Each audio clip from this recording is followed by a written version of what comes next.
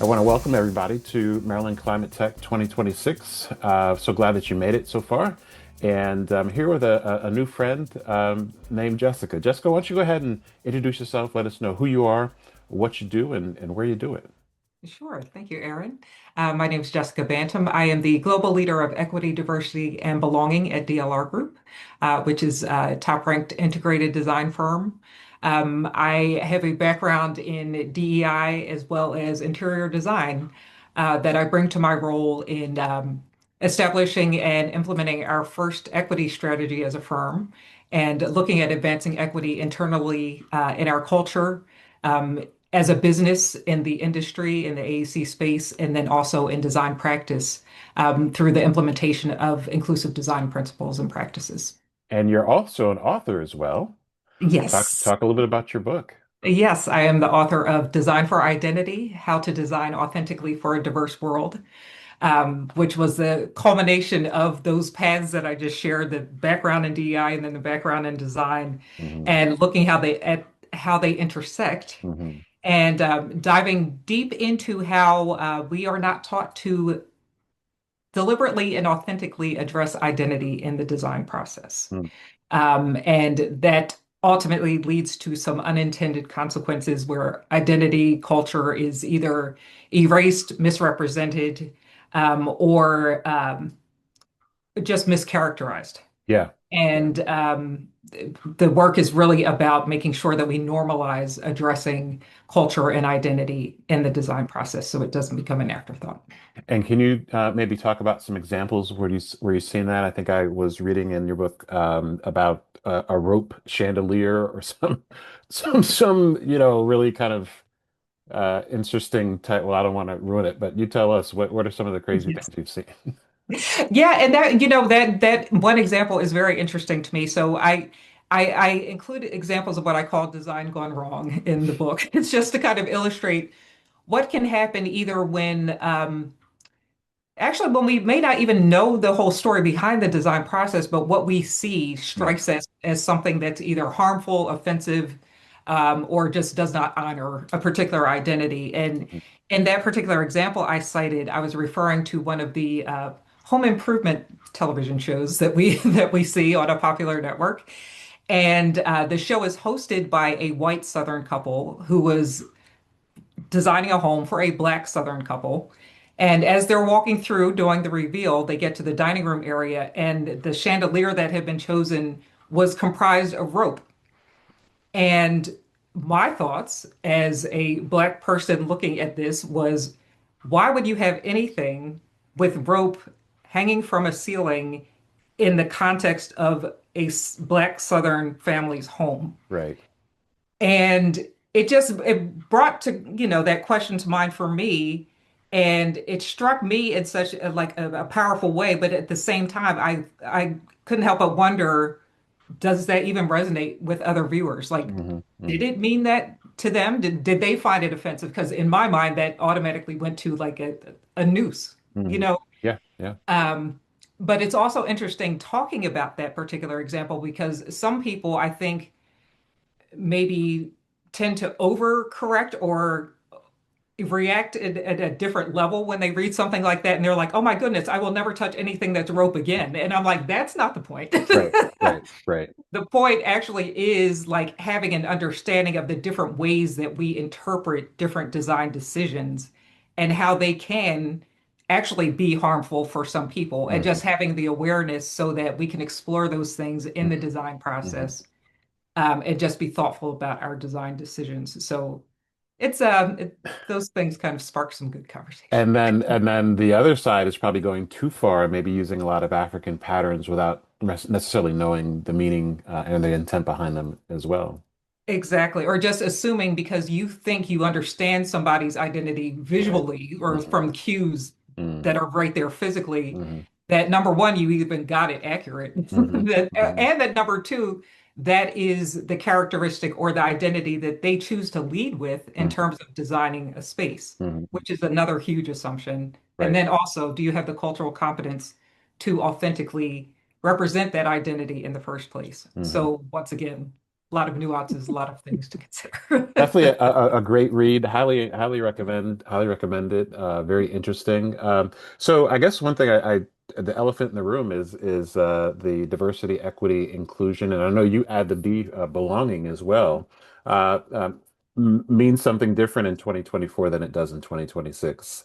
Can you kind of talk about the evolution of where it's gone and the fact that there still are corporations that very much are intentional about highlighting and elevating diversity in the workplace? Yes, definitely. Well, I will say the work is still the work. Mm, The terms have been politicized hmm. and weaponized. Yeah.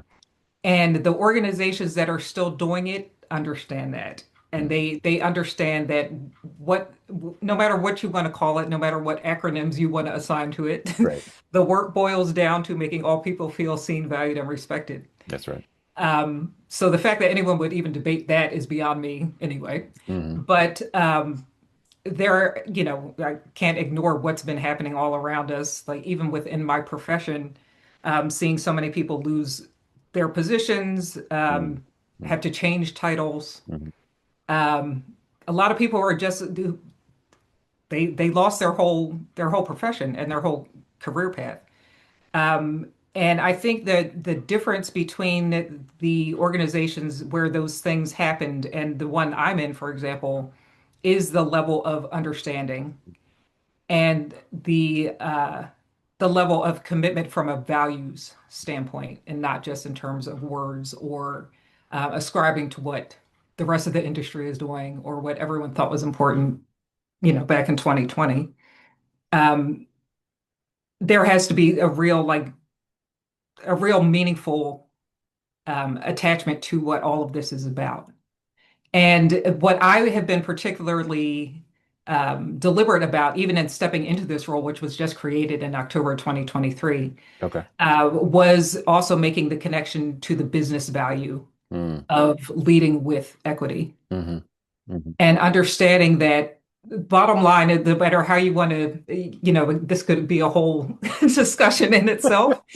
But what it really boils down to from a business standpoint is that organizations that are not valuing diversity, equity, and inclusion are leaving money on the table because they're not tapping into That's right. higher market sectors. They're not Mm, talent pools. mm, Um, they're the whole customer bases that are just not, whose needs are not mm. being served or even explored. So from that level alone, it doesn't make business sense to ignore this Right. or to let the political climate or anything take you away from that basic reality. And the fact that our society's going to continue to shift over time. The ones that are going to survive are the ones that have that awareness and are Hmm. nimble enough to adapt Right. the different needs that people have at a given point in time. So that seems pretty basic to me, and I don't know how you spin that. Creating another opportunity for the competition that gets it at a high level, you know? Correct.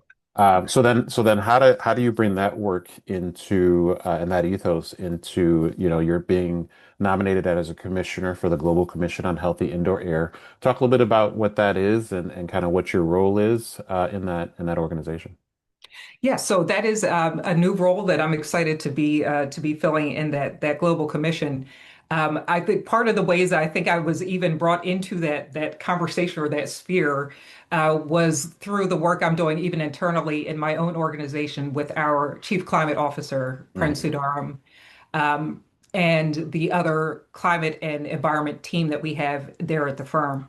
Um, it's interesting because the work that they did, you know, that way predated me and my role in the organization, kind of led the way in certain ways for equity to become a function in the organization as well. From the standpoint that both of these things kind of their genesis was in a larger happening, things that were happening outside of just our organization, just our walls, and just our industry. So that was one thing. I even coming in, I was just like, please let me learn from the lessons you learned Hmm. in terms of bringing a new discussion and a new angle and a new lens and discipline into the organization. Hmm. But then there's also just a natural kind of intersection between what we do because there is so much of an overlap in terms of even from the climate and environment standpoint, whose climate, whose surroundings and environments are we emphasizing and focusing on? What systems have created the need for climate and environment and equity to even be a discussion in the first place? And really looking at just even in the context of public health, like we were just talking about as well, there is both a climate aspect and an equity aspect to that.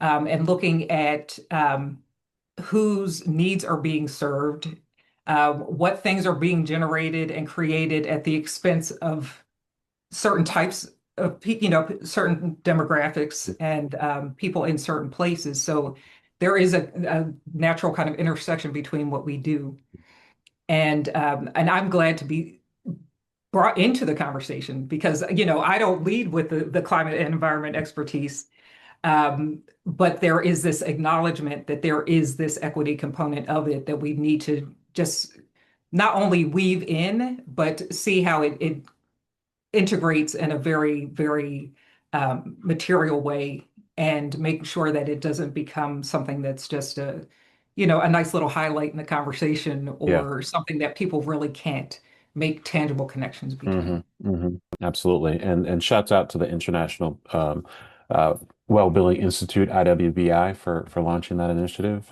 in September.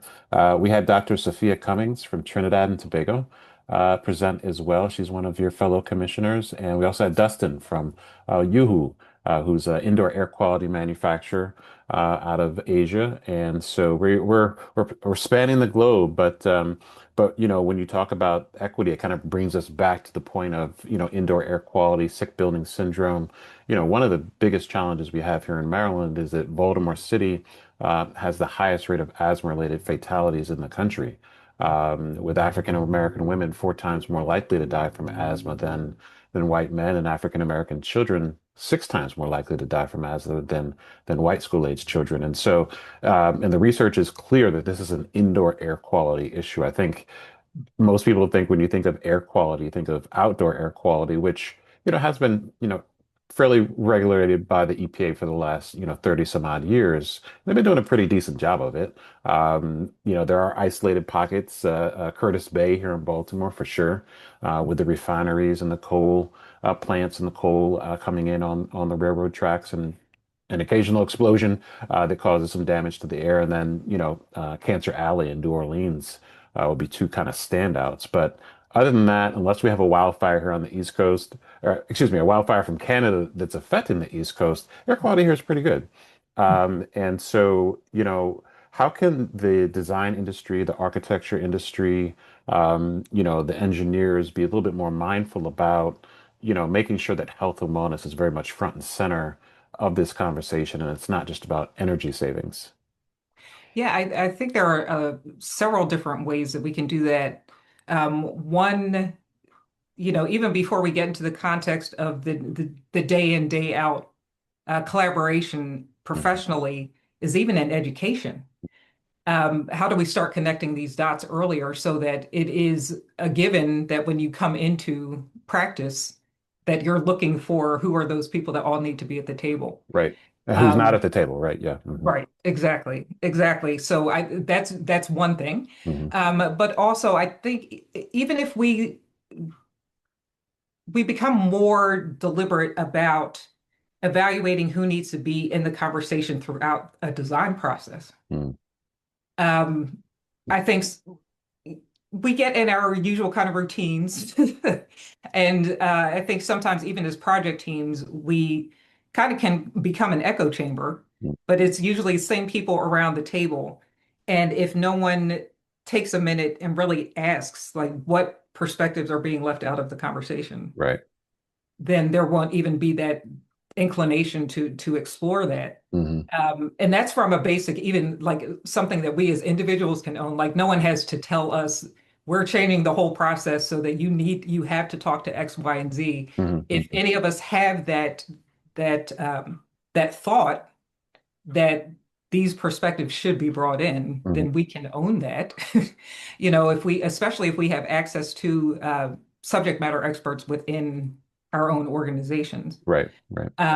But then taking it even a step further beyond that, the individual kind of owning it, can an organization really evaluate their own processes? Can they really look at the values that they claim to live by Hmm. and really examine, are we really showing up in that way? And I say this again, probably going back to the idea of, especially in 2020 with COVID, air quality became an issue with, everything after the murder of George Floyd, DEI became an issue. How can we make sure that those moments don't just become this kind of reaction Right. that fizzles out and doesn't lead to anything? Hmm.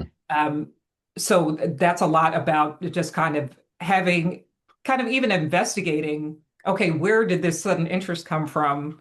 And now that we've made these commitments, now that we've stated that we find these things important and valuable, Hmm. how are we holding ourselves accountable to advancing them? Hmm. Hmm. And what does that look like for us? Because it's not going to be the same answer for firm A as it is for firm B.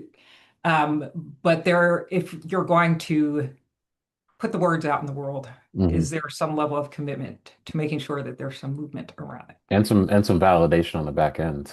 Speaking of validation, have you converted to like an indoor air quality like nerd yet? Are you walking around with a handheld air quality monitor? Have you started down that path yet? I'm on my way. I feel like I'm learning more and more about products all the time.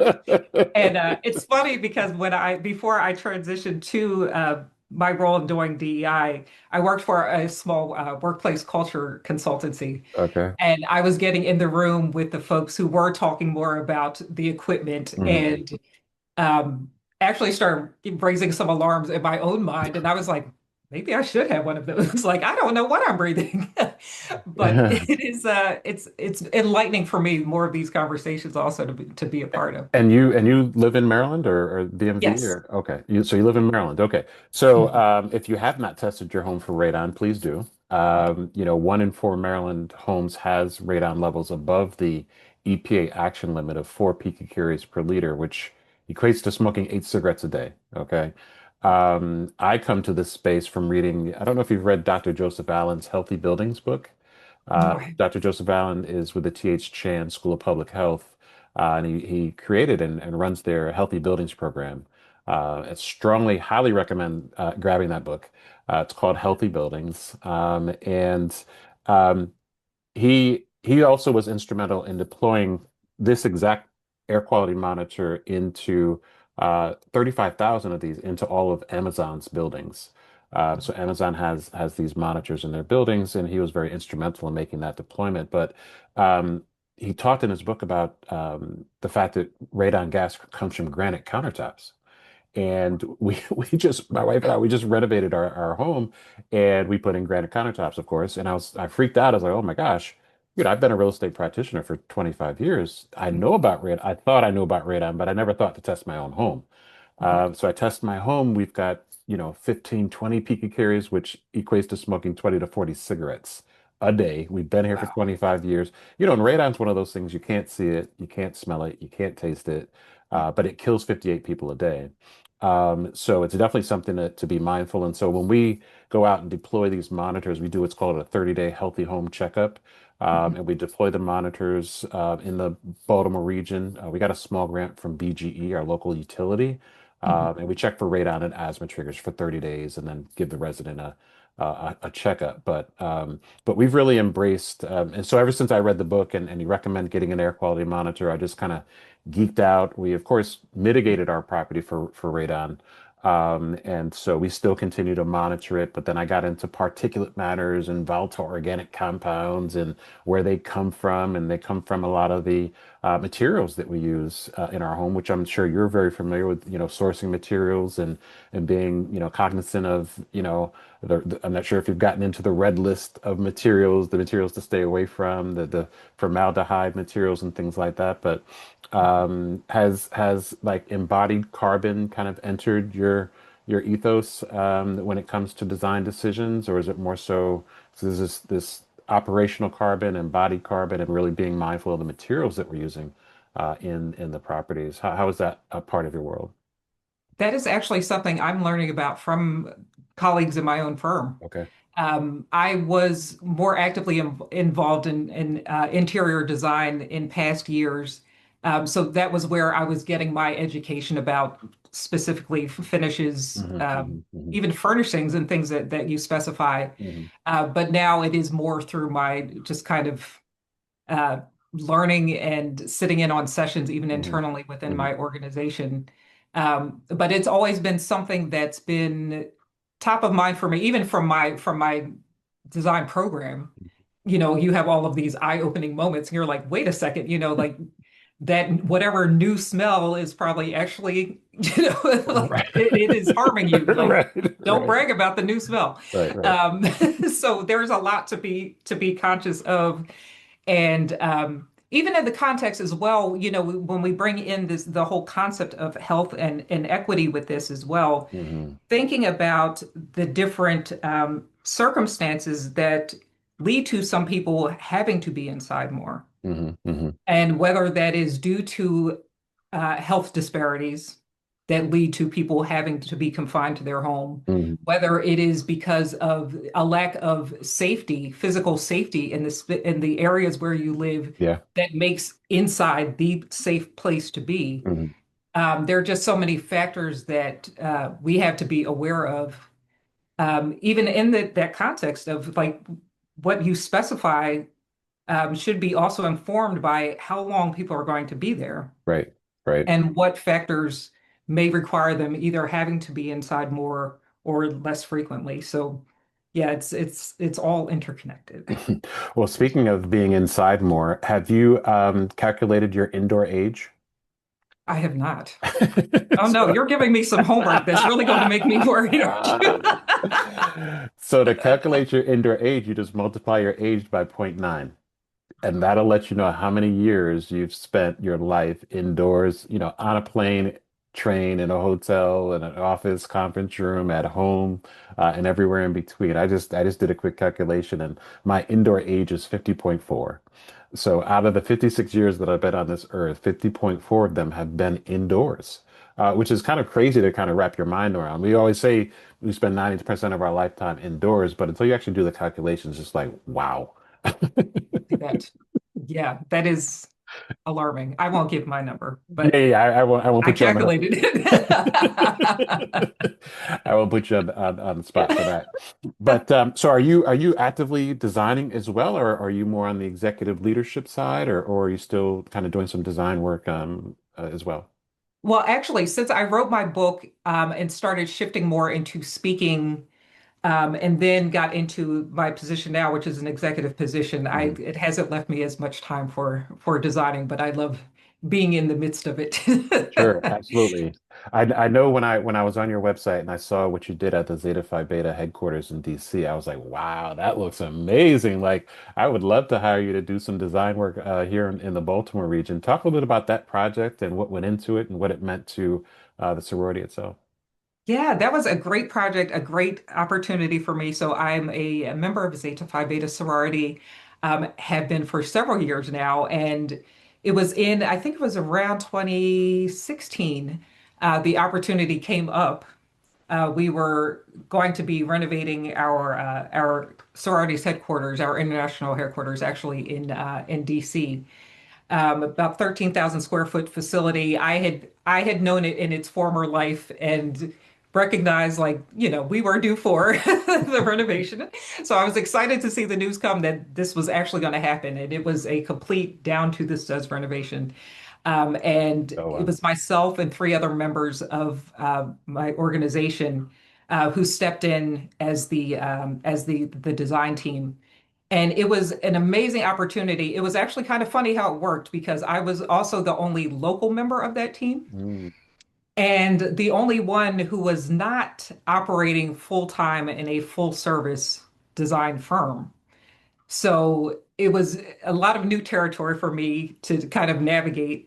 At that Does time, that I mean was you were still, doing most of the carrying most of the work and had there most you of the go. responsibility? Okay. Yep, I did. This is I how was we talk when we get closer to the to 1600 Pennsylvania. We get very political, very, politically correct with the language. No, I love it. Keep going.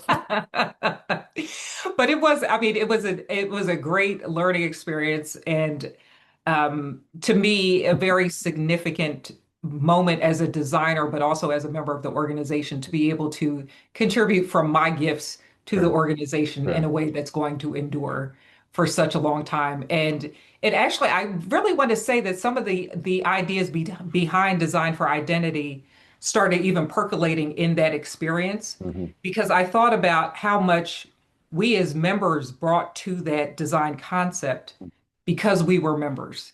And we had the understanding of those little nuances and those little tweaks that we knew would resonate with everyone else who were members. And it just made me just think more about how valuable actual lived experience is in the design of spaces that are for people of a particular background, community, identity, etc. But yeah, that was definitely a highlight in my design career. Well, absolutely. It's beautiful. Saw the images on social media or on your website, excuse me. When we're talking about engaging the youth and kind of passing the torch, what do those conversations look like for you at your position in life? We're always intentional about making sure that we have some breath of fresh air, some new perspectives here at Maryland Climate Tech. We've got two young individuals, one Akil Leggett, who is in college in Chicago, University of Chicago, and so he spoke. He's the grandson of Vincent Leggett, who is the creator of Blacks of the Chesapeake, and so he's kind of carrying the torch for that organization, and we were able to have him on. And then we had Ada yesterday, who's a very young architect, went to school at Montgomery Blair High School, Thomas Edison High School, Montgomery College, and now she's a very successful architect herself. Just got her architect license last week. I think she probably it looked like she was about 23, 22 or something like that. So very young, but engaged and very energetic. And they worked on the first well platinum certified office building in Louisiana. And she was just very much involved with that. So it's good to see kind of young folks of color kind of getting into this space. And I know that I read in your book that seeing professors in the design field across the country is kind of rare. And I think you said you've only seen maybe one or two, and you were one of the two, maybe. So talk a little bit about conversations that we're having with young folks coming up about different options. Not everybody grew up with a mom who's in the design field as you did. So Right. what does that conversation look like? Yeah, so it is something that is very important and meaningful to me. Mhm. Having gone through the experience myself of, you go through a whole program. It's year after year, semester after semester, and never seeing someone who looks like you in the front of the room. So I was always super aware of that. And then it was interesting because I was actually approached after I had gotten my degree. My first degree was a bachelor's in English. Mhm. So I decided after 5 years in the real world to go back to school for design. Like I said, I probably should have from the beginning. Mhm. And even at that point, I was considering just going in for a second bachelor's. But then when I was in the rooms and I was in those spaces, I was like, maybe I should just get the master's just in case I feel compelled Mhm. to Mhm. actually teach, Mhm. to come back in and teach. And I'm really glad that I did because it's one thing also to see even in my program, it was generally kind of diverse for a design program, I will Mhm. Mhm. say. Largely because my school had a large international student Mhm. population. But to see that drop off from the student experience to the profession Mhm. was something that was concerning to me. And just thinking about who got lost in that gap. And if there had been somebody who maybe had inspired them within their program, who they could maintain a connection and relationship with in practice, maybe that could have been a game changer in them seeing a place for themselves longer term in the field. It was something that I contemplated. I did stay engaged with my university. I actually graduated from Marymount University in Arlington, Virginia. Maintained a relationship over the years, coming back as a guest lecturer. I participated in some design hackathons and things like that. And ultimately, it was interesting. I couldn't have imagined this is the way I'd be coming back into the classroom. But after I launched my book, Marymount gave me the opportunity to teach a course on my book. Um, so that was amazing and very meaningful, and also a great learning experience, probably as much for me as it might have been for the students, because I did learn a lot from them, and I learned a lot about actually getting to expose people to the concepts of design for identity and seeing them engage in the conversations and show up and have a dialogue that they probably wouldn't have typically had in a regular design Hmm. course. One of the things that I emphasize in the class is you are going to learn how to have conversations about identity. So I'm not going to show up and be lecturing the whole time. Right. So please know that, pay attention because half the class is going to be on you. Right. Right. Which I know is a challenge because I know especially students now too are Yeah. on the phones and just all Mhm. of the things. Not this class. No, not this class. We said made that very clear from the beginning. One of my goals in doing the work period is just to normalize having the conversation because we can't make any change on something we're not even willing and able to talk about. That's right. So it was very interesting to see them lean into the conversations. And I think one of the most impactful things even about that experience was I had them do a design sprint to design a project that would help students put the concepts of design for identity into action. And through that, I didn't let them know, but they were designing their final project for the Mm. semester, and it ended up being something where they were paired up with a classmate, and they had to design a space for them. But the idea wasn't so much to go through the whole, our usual design process, all the boards, all of the things. It was more for them to get experience of the consultation, Mhm. of the dialogue in that process, which we don't usually get as students. We're usually kind of handed a program Right. and, just told to develop something. Mhm. But I wanted them to have the experience of talking to their client about their identity Mhm. and what was significant to them and how would they like to see their identity celebrated in this space that was being created. All the things that I'm sure you wish you would have had, going through, Completely. right? Hmm. Yeah. Completely, completely. And I think one of the most enlightening things about it was one, their willingness to engage in it. Hmm. Hmm. Another thing was that, as you would imagine, the class attracted many like students of color. Hmm. But even when they were able to talk through what was significant to them about their identity, they didn't all lead with their race or ethnicity, like I think most people assume Hmm. Hmm. a Right. client or customer would. Right. Like if you give people space to navigate that, to actually confront it for themselves, Hmm. and to really explore that for themselves, that you can actually end up creating something that is very meaningful to Hmm. them and Hmm. not just based on your Hmm. prescriptive notions Hmm. about what they would like. I'm in Barnes and Noble and I'm searching the bookshelves for a design for identity-esque book. Let's say your book doesn't exist, but I'm thinking that I want something that kind of speaks to me, as an African American or black or brown a member of society. How many other options are there, or are you filling a needed gap in the sense that there's not really anybody that's really touched on this topic prior to you, or are you amongst a group of peers that are writing on this topic?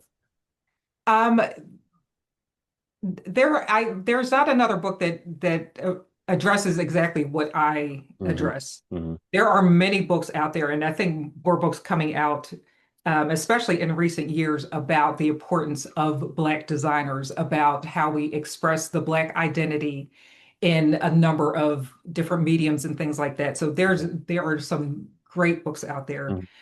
Design Against Racism, Where Are the Black Designers? There are a lot of things out there that I Okay. really strongly encourage, especially younger people, to kind of get Mhm. their hands on Mhm. to see the impact that we are creating in this industry and that the history that goes back decades that has been untold.